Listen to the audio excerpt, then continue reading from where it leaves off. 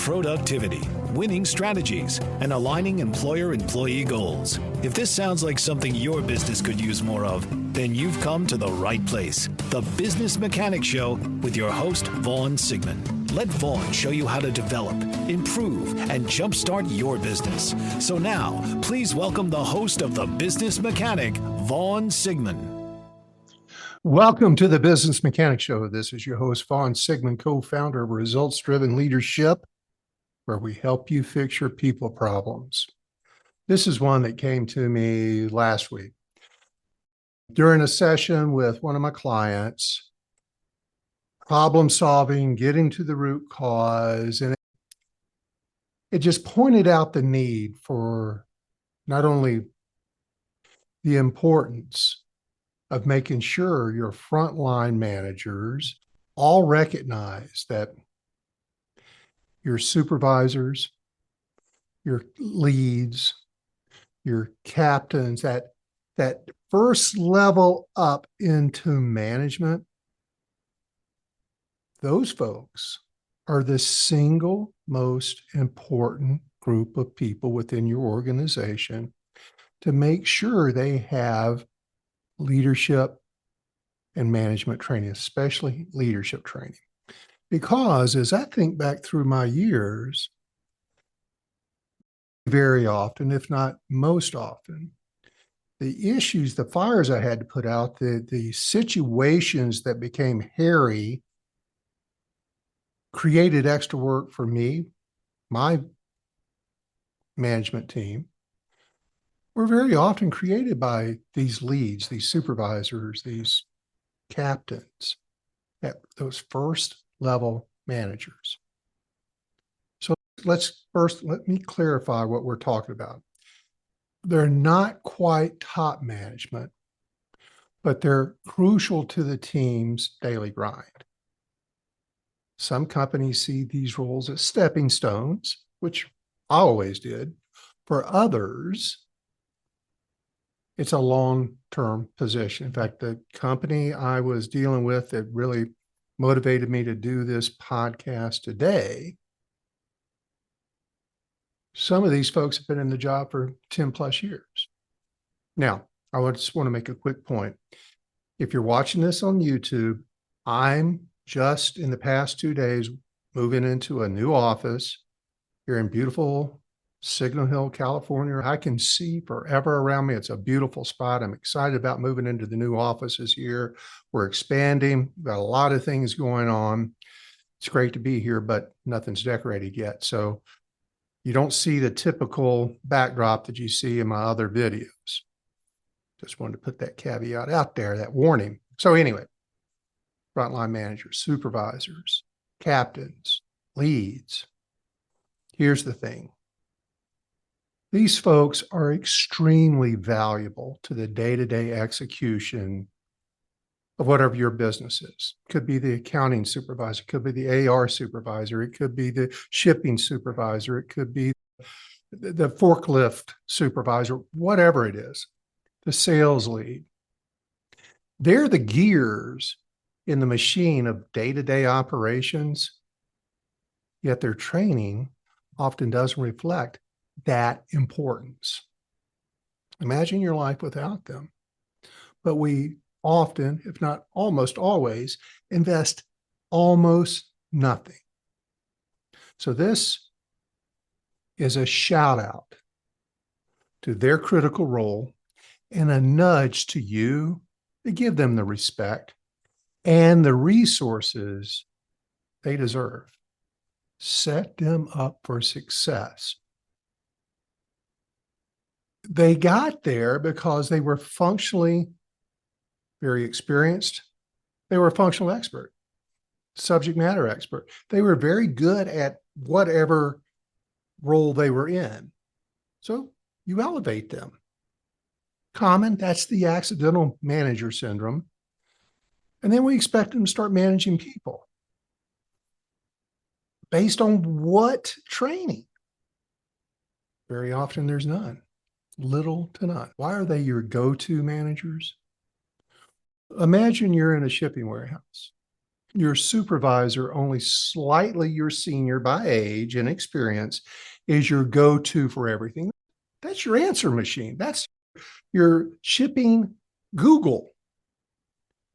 And they're not sitting in some distant office. They're right there next to you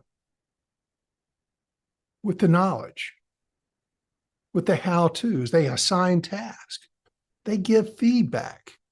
In fact, they give probably more feedback, have more influence on your frontline team's ability to execute and do a good job than anybody else in the organization. They're there, and they were promoted to make your life run smoothly. Or not.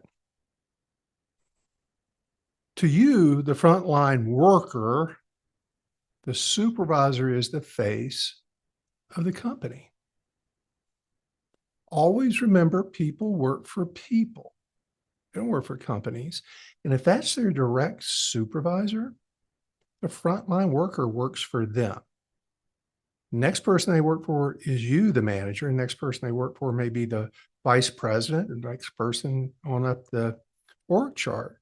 But the person that's next to them, handling them all day long, giving them their responses, giving them assignments, giving them feedback, is this frontline supervisor, lead, captain, whatever you call them. And how they treat you as the frontline employee, what they say, how they say it, how they treat me reflects directly on the company's values and priorities. They're not chatting with the CEO over coffee every day. They don't go running to the CEO in most organizations to get their problems solved, their vacations, their pay issues, their work assignments solved. It's that supervisor. That's your, as an employee, frontline employee, your direct line to understanding what the company wants, what the company expects of me. They set the standard to you as the frontline employee. But investing in them is a dilemma. Most companies just do not see the need or the value or the ROI for investing in this low-level supervisory position. But they have a huge impact on the execution of your company and on potentially creating problems and issues and fires for you further up the line. And so while CEOs may be the face of the company to the outside world, frontline managers are the face to the internal world, the employees.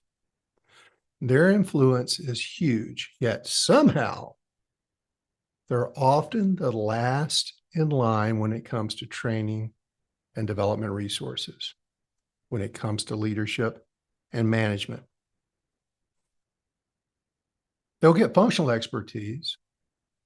They'll learn how to use the new ERP system, but they're not taught how to train. They're not taught how to communicate well with people.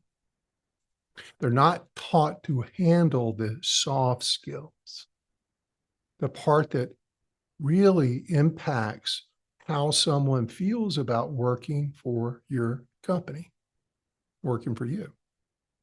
It's the accidental manager syndrome. Many frontline managers, supervisors, captains, leads, etc., they're thrust into these roles because they were good at something else. Not almost never because they're a great leader. And this gap in leadership leads to a whole host of dysfunctions because it's just not good enough to be good functionally. Leading this team, whether it's another person, another 3 or 4 people, that requires a whole different set of skills. Stop and think about that. You, as a manager, may have never gotten those skills either. Cascades down through the organization. Let me just share an example so we all know where Vaughn, the business mechanic, is coming from. And I won't talk about the experience and the aha moment I had last week, but here's one I actually read an article on. It's uncanny. a supervisor of a company has a really good idea, and I mean that sincerely. They have a great heart. They've got a situation, and they want to be help to this situation. But they don't have the communication skills. They don't have the confidence, and they certainly do not possess the critical thinking skills to avoid a complete disaster. So they were very well meaning with an idea, a solution to a problem they recognized, but did not know how to make sure it was a great solution.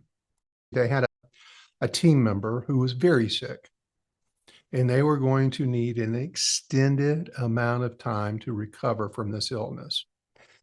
Now, I don't know much more than that. I don't know whether they had disability insurance, etc. All I know is they were going to need a long time, and they were out of sick time, and they were out. This employee was out of vacation time, no sick time, no vacation time. And the employee was in the unfortunate position of not only being very ill, but they were soon, in a matter of days, going to be without pay. This big-hearted, meaning manager thinks, heck, I'm just going to put a message out to all the employees and ask them, would you donate your sick time to this very sick coworker? Wow, what a nice human gesture that was. And it blew right up in the face because it ended up causing all kinds of distractions. Because here's what happens. As well-meaning as this gesture and message was, it was not received in the way this well-meaning supervisor intended it to. Because it was received as, why do I have to give up my sick time? Why doesn't the company do something to provide some special pay to this person? Why should my poor ass sacrifice for this rich company? It's all about these perceptions. Disaster and dysfunction ensued after this, just making everybody's work harder for a number of days. And it also changed the atmosphere, the whole working culture. It unwinded what was probably a pretty good work environment. It ended up creating a really poor view of the company that never would have been there had this well-meaning supervisor not taken the steps they did. They didn't have the critical thinking skills. They didn't have the communication skills. They didn't have the experience. They didn't have the forethought, the business acumen to think this through before they took it on their own to solve this problem. Intention poorly received. Here's another one. You need another one. Here's another one. And I personally experienced this one. Could not believe it. This was when in a previous employer of mine. There's someone in the company. They happen to be in human resources. They have this personal opinion that tattoos are tacky. Customers in our company shouldn't be seeing these trashy tattoos. That's me. I love tattoos. My wife has tattoos. My kids have tattoos. Judge me if you want to, but this person was judging negatively of tattoos. And so she took it upon herself, in her frontline authority, to send out a dress code update that all tattoos had to be covered up. She consults no one. Sends out the email to the entire company, 20,000 employees, announcing this no tattoo policy. And kaplooey, half the team, of which has tattoos, they're not only insulted, but they're ready to quit.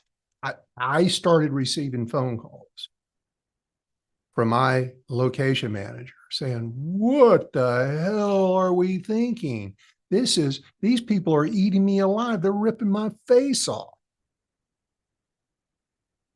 because the employees receiving that email thought this had been approved from the top. And it wasn't. This problem was created by a supervisor who didn't have the EQ to know much better. They didn't have the critical thinking to work through the ramifications of this. Didn't have the communication forethought to say, hold on, before I send out an email to 20,000 people arbitrarily changing the company's policy on dress code and tattoos, maybe I ought to check with somebody on that. Their power had gone to their head. There's all kinds of issues that we have better things to do than to have to deal with this. But these are the fires I talk about. These are these situations that people who had they been invested in, these situations wouldn't have been created, likely would not have been created. If you got frontline supervisors, leads, captains, whatever you call them, there are some non-negotiable leadership skills that starting tomorrow or very soon, you need to make some form of investment. If you don't have it, invest in yourself, but you're listening to the Business Mechanic podcast, and thank you for doing that. And while I'm thanking you for that, the podcast continues to grow. Thank you all for your loyalty. It's very honoring to me. That is, all you tens of thousands of people are listening to this show. Please share it. Please subscribe. That helps the algorithm move up the chart so more people can be exposed to what we're talking about here. I've got lots of emails and LinkedIn messages that come through all the time, giving me appreciation for what I'm sharing, and I appreciate you back. So please help me out, get these messages out to more people. Subscribe, share the Business Mechanic podcast on whatever platform you're listening to us on. YouTube, like the video, share the video, subscribe to the channel. Thank you very much for that. So the non-negotiable skills to leadership. Starting tomorrow that they need to have, you need it for yourself. But again, you're listening to the show, you're working on that. But find a resource for their ability to listen and their ability to talk. It's like being a good host at a party. You need to listen to what your guest, in this case, your team, are saying and communicate in a way that doesn't make them regret coming to the party. Don't be insulting people. Don't be saying, it's not what you say, it's how you say it. Yes. And words are powerful. And many people don't embrace that. Many people don't have the experience, the knowledge to know that we're creating a perception with our words all day, every day. And we've got to be careful and thoughtful about what we say, how we say it. More importantly, we need to learn to listen and avoid the yeah, but of just deflecting ideas, suggestions, problems. It's really poor leadership. So talking and listening, skill one, active listening, communication skills, they have to have that as basic number one. Basic number two, they need to understand how to set goals, so goal setting, and then how to coach, train, develop, train the trainer. This is about making sure everyone knows why they're at the party in the first place and helping them not to spill their drinks all over the carpet while they're there. Because if they know how to set goals, manage people to those goals, coach people in their skill sets to achieve to those goals, we're not spilling our drinks. We're getting to the goal. Really important skill set. And the third thing, team building. Essentially, you're trying to get a group of people who may not even like the same music to dance together without stepping on each other's toes. Think about your work team. Think about the folks there. all kinds of different backgrounds and ethnicities and demographics and ages and all these different things. They've all been raised by different families and parents and situations. Some have had easier lives, some have had harder lives. They all have different opinions, religions, political ideas. Team building is all about getting these folks to get along and work together to achieve that goal. And if they don't have team building skills, they're going to struggle. They struggle, you struggle. You're no better than the supervisor, lead / captain, because their team is no better than them. That's the foundation of most issues in organizations, because you're never going to achieve people, product, process. You can have the best product, you can have the best process on the planet, but if you don't have the right people supporting you to execute that process, to sell and ship your product, you're going to struggle. You're never going to maximize your opportunities. Now, let me move on to the elephant in the room, which, in my opinion, is the belief that frontline leaders are like plastic cutlery of the corporate world. They're useful, but we just toss them away. They're not worth investing in. And I'm sorry, this is where things go sideways. Because by not investing in these folks, we're basically setting the stage for a pretty dismal party. Poor productivity, endless firefighting problems, high turnover, leading to a general lack of motivation, or the party poopers. Your problems come from here, folks. And here's a business mechanic truth bomb for you. Leadership training isn't a drive-through car wash. You just don't roll in dirty and roll out sparkling with leadership prowess through a weekend training, reading a book, watching a video. It doesn't work that way. As I say often, leadership development is a long-term journey, and it needs to start here.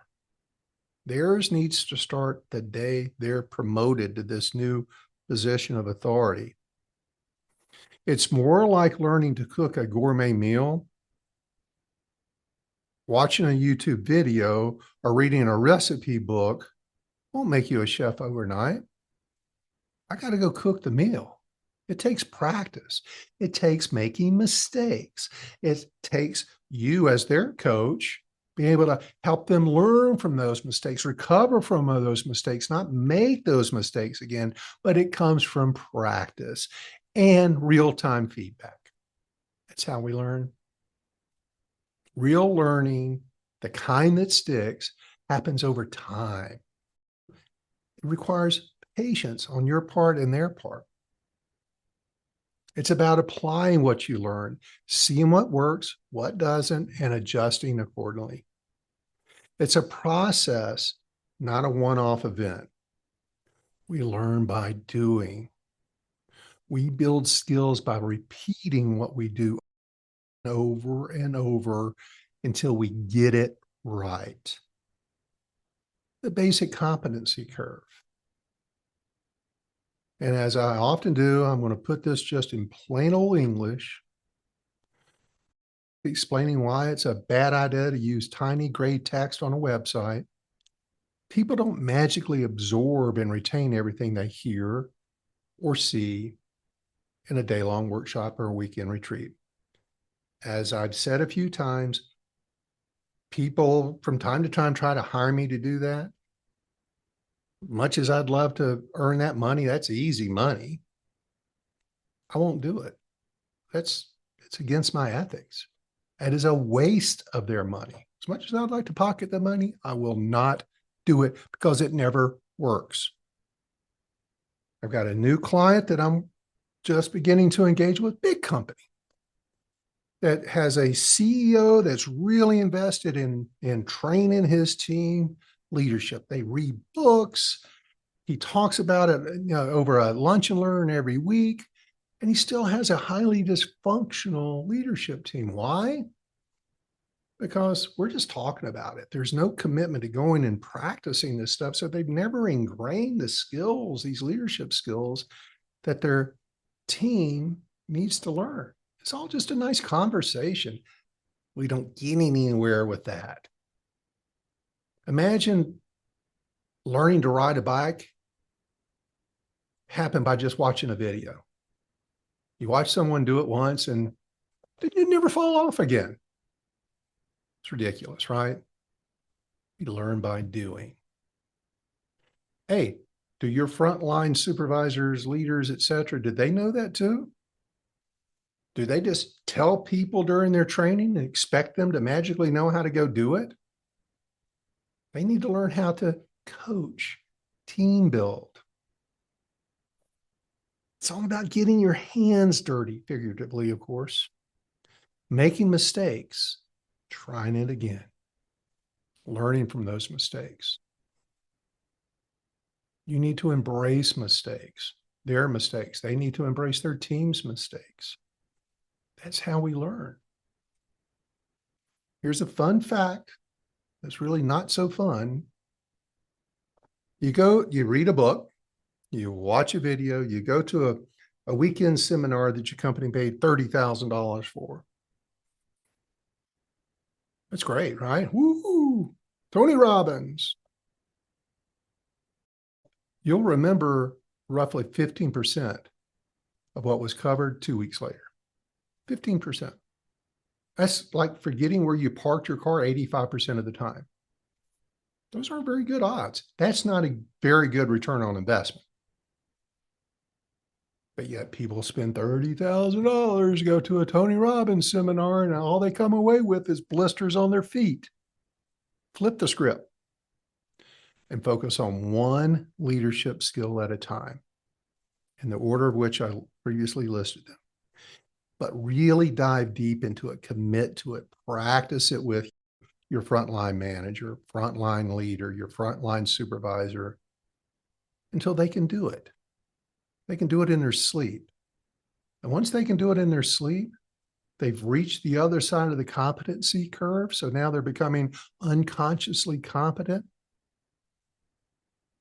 That's where the magic starts happening. It's like leveling up in a video game. So when we talk about frontline leaders, we're talking about the folks who are in the trenches making things happen. They're so important to you. They're the ones who need these skills from day one. Investing in them isn't just a nice to have. It's a building the foundation of your company's house must have. And just like in home construction, it's all about the foundation.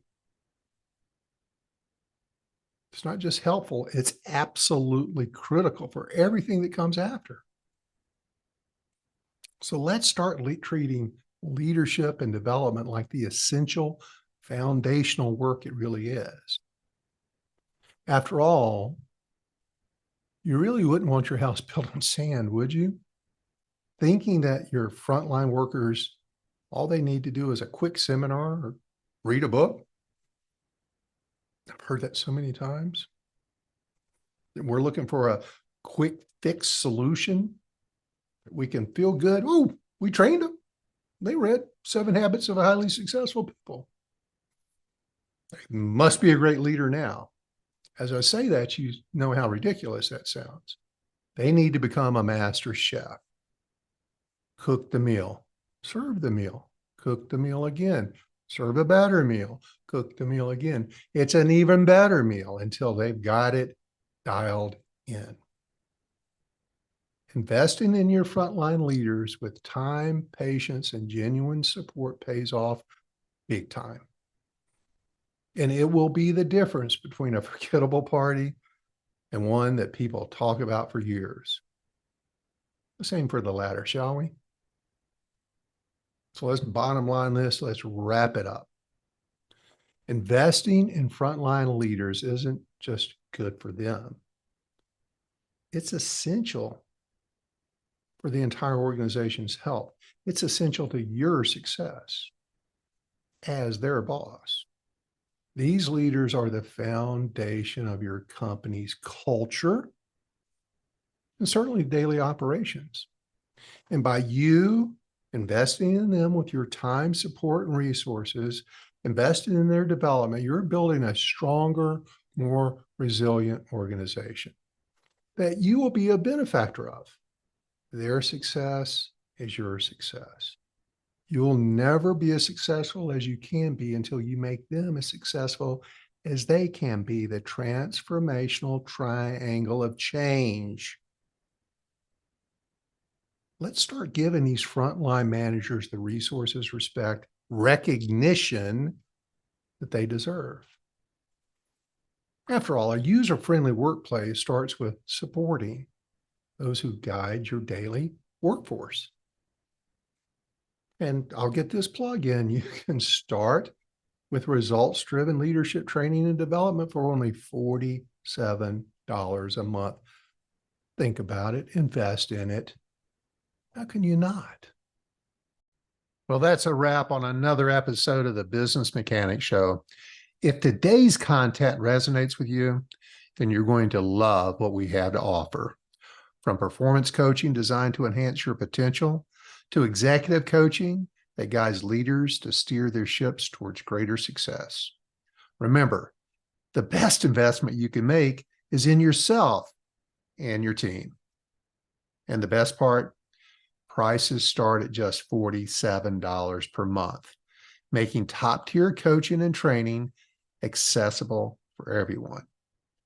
The potential ROI on this investment isn't just in dollars, it's in the progressive future you're carving out for yourself and your organization. Thanks once again for tuning in. Check out our website, rdltraining.com, to discover more details on our programs and coaches. We have a link in the show notes to guide you there. Until next time, we're out of here.